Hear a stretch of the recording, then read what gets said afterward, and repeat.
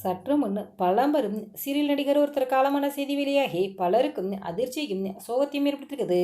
யார் அந்த நடிகர், அவருக்கு என்னாச்சுங்க வாங்க மூலியமையா இப்போ இந்த பார்க்கலாம். ரவிக்குமார் மேனன் அவர்கள் கேரளாவில் இருக்கக்கூடிய திருச்சூரில் தான் பிறந்திருக்காரு. ரவிக்குமார் அவருடைய குடும்பமே சினிமா துறையை சேர்ந்தவர் தாங்க. ஆமாங்க, இவங்களுடைய அப்பா KM மேனன் அவர்கள் மலையாள சினிமாவில் தயாரிப்பாளராக இருந்திருக்காரு. இவங்களுடைய அம்மா ஒரு நடிகை. இதனால தான் இவர் 12 வயசாக இருக்கும்போதே சினிமா துறைக்கு நடிக்க வந்துட்டார். 1968ஆம் ஆண்டு மலையாளத்தில் வெளியான லட்சுமி பிரபு என்ற திரைப்படத்தின் மூலமாக மலையாள திரைத்துறைக்கு நடிகராக அறிமுகமானவர் ரவிக்குமார் அவர்கள். இதன் பிறகு பல திரைப்படங்கள் நடிச்சிருக்காரு. உல்லாச யாத்திரா என்ற திரைப்படத்தில் லீடி ஹீரோவாக நடிச்சிருந்தாரு.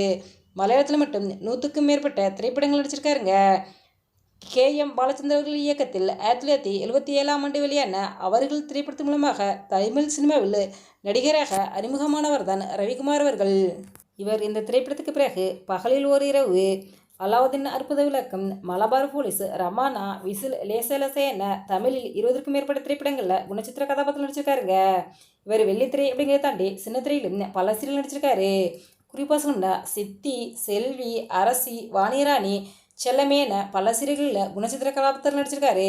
இவர் கடைசியாக கண்ணெதிரே தோன்ற சீரியலில் கெஸ்ட் ரோலில் நடிச்சிருந்தாருங்க. இவருக்கு மனைவிக்கும் ஒரு மகன் இருக்காங்க. இவருடைய மகன் ஈவெண்ட் மேனேஜ்மெண்ட் ஒர்க் பண்ணிக்கிட்டு இருக்காரு. ரவிக்குமார் அவர்கள் கடந்த சில மாதங்களாகவே உடல்நிலை சரியில்லாமல் இருந்தார். 71 வயதாகும் ரவிக்குமார் அவர்களுக்கு புற்றுநோய் பாதிக்கப்பட்டு சென்னையில் உள்ள தனியார் மருத்துவமனையில் சிகிச்சை பெற்று வந்த நிலையில் இவரது உடல்நிலை சரியாயிரும் அப்படின்னு அவர்களுடைய குடும்பத்தார்கள் எதிர்பார்த்த வந்த நிலையில் தற்சமைக்கும் சிகிச்சை பலனின்றி காலம் இருப்பதாக செய்தி வெளியாயிருக்குது. இந்த தகவலை அவரது மகன் உறுதி செஞ்சிருக்காரு. இவருடைய உடல் வரசரவாக்கத்தில் உள்ள அவருடைய இல்லத்தில் இறுதி அஞ்சலிக்காக வைக்கப்பட்டிருக்குது.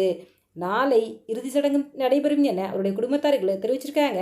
திரைப்பிரபலங்கள் பலரும் அவருடைய இல்லத்திற்கு சென்று ரவிக்குமார் அவர்களுக்கு அஞ்சலி செலுத்தி வராங்க. எங்களுடைய சேனல் சார்பாக ஆழ்ந்த இரங்கலை தெரிவித்துக் கொள்கிறோம்.